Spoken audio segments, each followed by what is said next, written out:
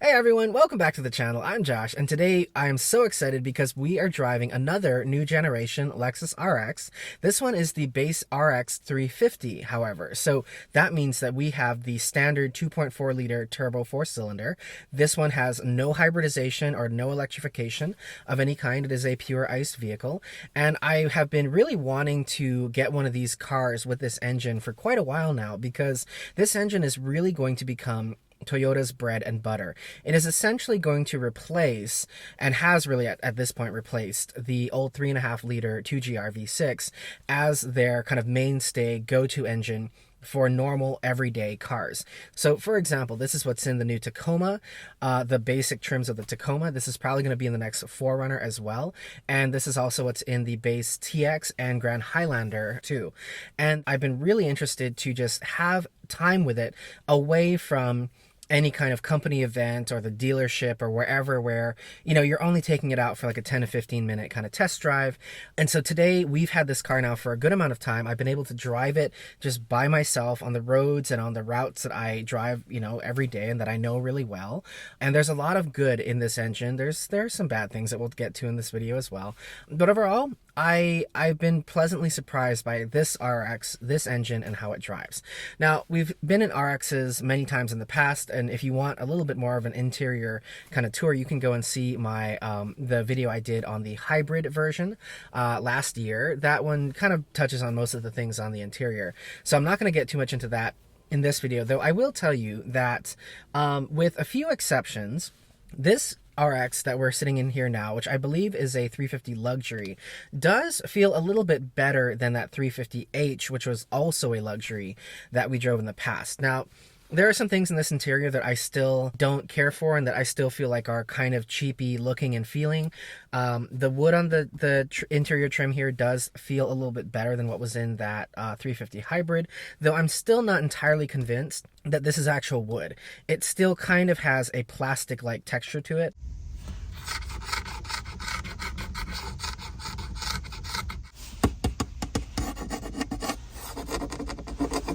This kind of just feels like what IKEA would call real wood.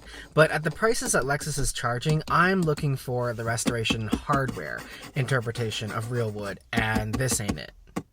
And then the other thing about this car that is kind of interesting to me, and I've been trying to figure out through the builder online exactly how this one is spec'd, because I don't have the build sticker. But on the interior, we have what kind of feels, I think it's real leather, because it definitely doesn't feel like the new Nulux that they're using. However, different pieces of the seat. So for example, this is kind of like the seat back, right here where my hand is.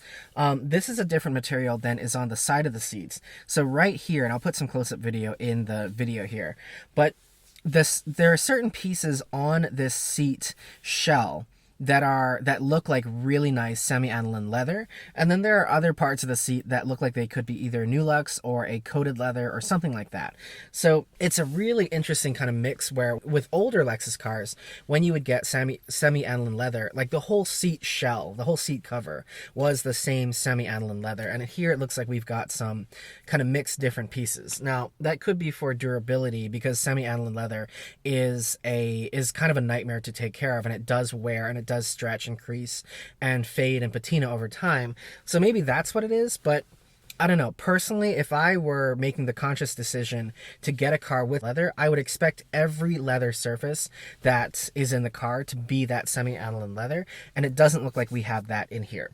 Also, this is just a personal preference on my part, but I really don't care for the stark black and white interiors that Toyota is doing. We recently drove the same color combination on the BZ4X, and I personally just find it to be really sterile. And while I like the light seats, the black headliner creates a really harsh visual contrast and a kind of cavernous rear seat experience. And what I'd prefer they do instead is what Volvo does with their blonde interiors, where they also do a light headliner, some light carpeting, and they usually pair all of that with a medium brown wood grain trim that ties it all together and creates a much more cohesive and elevated cabin that feels like it's bathed in light, rather than having these kind of bright white spots set against an austere, otherwise black plastic interior. But with all that said, this is definitely nicer than the Nulux that is in newer Lexus cars, and It's nicer than whatever it was that we had in the 350 hybrid. I really wasn't sure. I couldn't tell, to save my life, what the seating material was in that hybrid version, because on the builder online it said it had a leather interior. When I looked at it, I felt like it was Softex or Nulux. So those are kind of really the only comments I had on the interior. Again, we've looked at the RX kind of in more detail before. So let's go ahead and get out on the road, because that's really, I think, the main story here with this vehicle and with this video, is how this new turbo 4-cylinder engine is to drive. And I've gotten a lot of shit in the comments in the past because of the videos I've done on some of Lexus's hybrids with the hybrid 4-cylinder, which is not great to drive. So let's go see how this turbo 4-cylinder is to drive. So get buckled in and let's hit the road.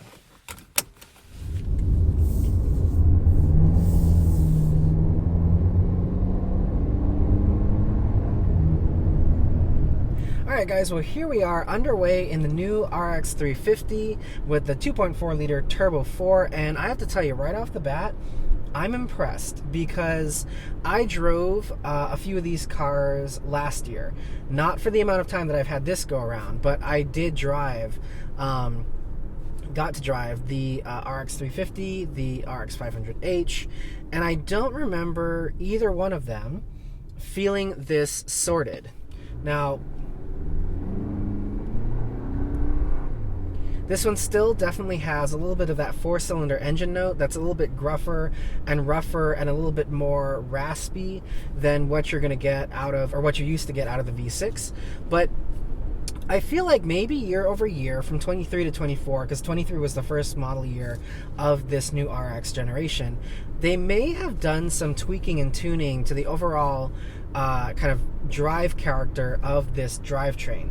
And what it seems to have done is made for a more refined, more smooth, more just kind of Lexus-like driving experience than I remember getting, again, in this car from the 23 model year. And I remember vividly driving that car and feeling like it wasn't nearly as bad as the 350H that we drove on this channel last year, but there were still just some things that I felt like needed to be worked out.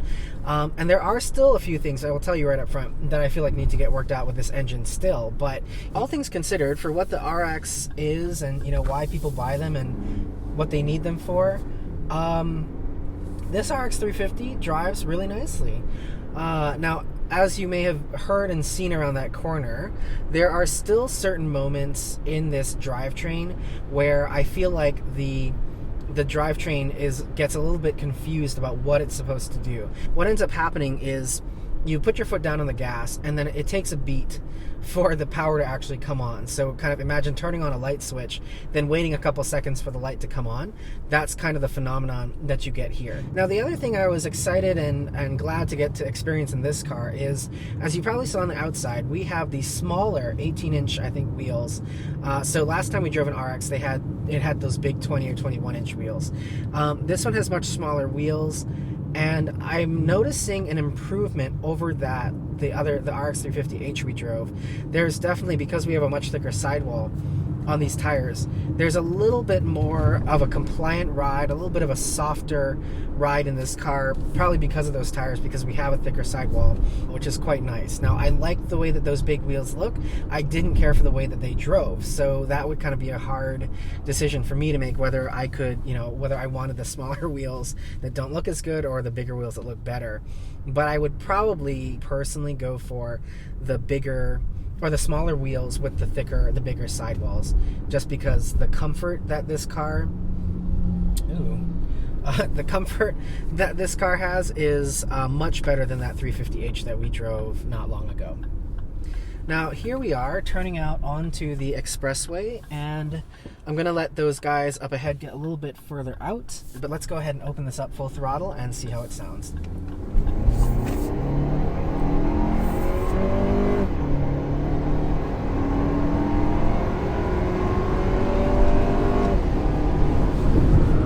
Okay, much better power and acceleration from this Turbo 4 than the Hybrid 4 that's in the 350H. Now, out here on the highway is where we do start to find there's definite lag that kind of creates this phenomenon where you have to really think like a second or two ahead of what you want to be doing.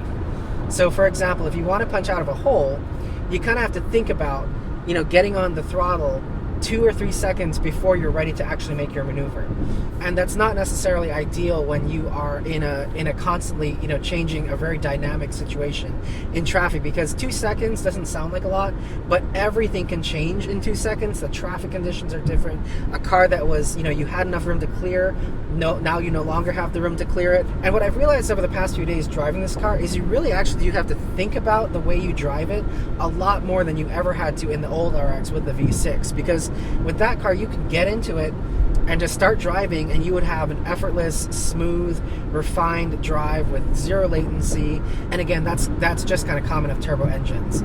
The other thing out here on the highway, although this drives, again, just worlds better than the new 350H does, I am feeling and hearing a lot more in the cabin than I ever would have in the last gen RX, and than I do in my GX, for example, which means that we should have more sound insulation material and more sound deadening engineering around the cabin. You could probably hear, or I could hear, a lot more of that coming into the car than, again, an older Lexus product. Now what I'm going to do here is I'm kind of letting myself fall back and actually fall under the speed limit. But what I want to do is I'm going to tell you when I put my foot on the gas, and then I'm going to tell you when I feel the power come on from it. So let's go ahead and do that now. I'm going to put my foot down now. And there was a second or two delay there. And this is something that's been called out as an issue with this engine, with this new this 2.4 liter turbo from Toyota, from a lot of people, that there's definitely a latency to it when you're driving it. When you really, in those situations where you really want power, getting off the line, pulling out into traffic, and kind of punching out of a hole in traffic on the highway. All right, so here we are off the expressway. We are in Metro Austin, in the thick of it. And in this kind of driving, so city driving and, going stoplight to stoplight and cruising on at like 35 miles an hour with this flow of traffic, this car is perfectly pleasant, perfectly comfortable. And when you're not on the highway trying to maintain speed, this engine is definitely quieter and more refined than the 350H. Now, the one thing I will say about this kind of driving here that we're doing right now, where we are going stoplight to stoplight or stop sign to stop sign, is this is one scenario and situation where I do personally find that the turbo lag and some of the latency that we have it becomes apparent and becomes a little bit problematic, because I get one of two different responses from this drivetrain. The first is I get a real surge of power because the turbos are spooled up, ready to go. They know that I'm going to want to get off the line and start moving into traffic. So I get kind of a jolt in my seat, kind of pushes me back.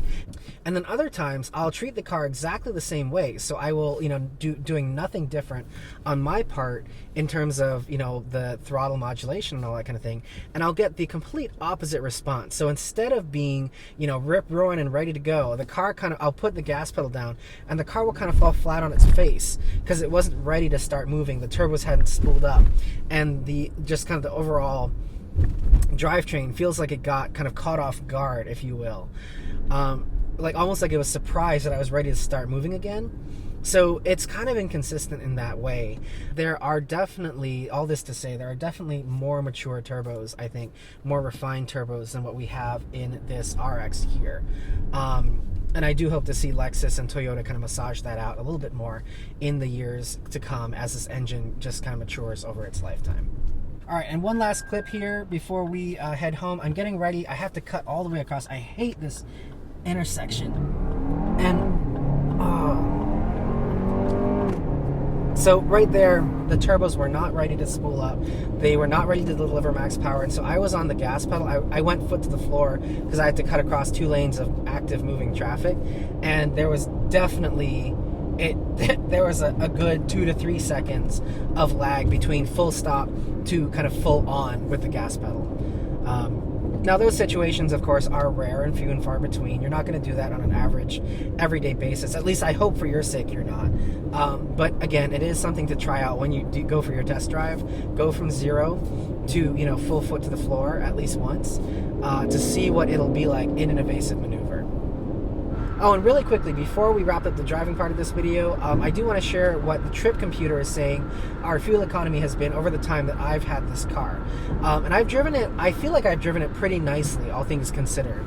And it says that we're doing about 23.2 total average MPG, which is not bad, but not great, considering that one of the reasons you'd want a smaller engine is to get better fuel economy, and that doesn't seem to be the case here. We don't seem to be getting that great fuel economy for a little 4-cylinder engine, and most critically, that's not that much better than what we would get in the V6 version of the RX that from the last generation. Now, that is one reason why you would want to consider the RX350H, because that thing can get like 35 miles to the gallon total average, and that's a significant jump over what we're doing here in this car. But even with that said, I don't think that I would give up the driving experience and the driving dynamics and the good power that we have in this 350 turbo just to get a little bit better fuel economy. I would rather get 23.2 in this than 35 and deal with that stupid RX 350H with its lethargic response and slow, just kind of pokey powertrain. So take that as you will. Alright guys, well I hope you enjoyed our quick first drive in the new RX350. And listen, despite all the things I've said and complained about here in this video, this is still, all things considered, a great car. And this one especially, this 350 especially, because I think this is really the one that a lot of people should buy. I still think, like I've said, that the 500H and the 450H Plus are just exorbitantly expensive and not worth it for an RX, but this comes in at a price point that I think is pretty manageable for most people, and to get into a more premium car. Now, would I consider this a true luxury car the way I consider the old RX to be a luxury car? No, because of the just kind of some of the drivetrain issues and some of the cheaper interior materials. I would like to see a lot of this improved if they want to market this as a true luxury car. And you know, over time, as this engine matures and as it continues to evolve over the years and over time and over in different vehicles, I think we'll see a lot of the latency issues and the turbo lag issues and the kind of the confusion that we saw, the engine logic and the transmission trying to figure out what it should be doing at any given time. I think a lot of that will get smoothed out over the years and over time as this engine continues to get put into new things. And I personally am really excited to see what Toyota does with it and how they use it. I still don't know if I feel like it should be in this car, but Toyota reliability is probably going to be there with this engine. I personally don't have any worries or complaints about reliability and dependability. Is it going to be reliable as like a 2GR V6? Maybe not, but is it going to be more reliable than like a Volkswagen turbo or an Audi turbo or a Hyundai Kia turbo? Definitely. So again, all things considered, I think the RX is still going to be a great and competitive car. It's just not necessarily the same kind of car it used to be, which is what I always say with these Lexus cars. The ethos and spirit of the brand has changed a little bit. We're sort of swinging the pendulum further toward efficiency and cost cutting than it used to be on the other way, in terms of like ultimate indulgence and luxury at any cost. That's the only thing you need to be aware of with new Lexus. So yeah, thank you guys so much for watching. I really appreciate it. If you have any questions and comments, you can leave them downstairs, or as my subscribers know, you can always email me here at the email on screen. I love getting emails from you guys. They inform, honestly, a lot of the videos I do here on the channel, as you've seen recently. So yeah, thank you guys so much for watching. Go check out the new 24 RX 350. It's a great car, just with a few things that need to be ironed out. So have a great one, you guys. I will see you next time, and take care.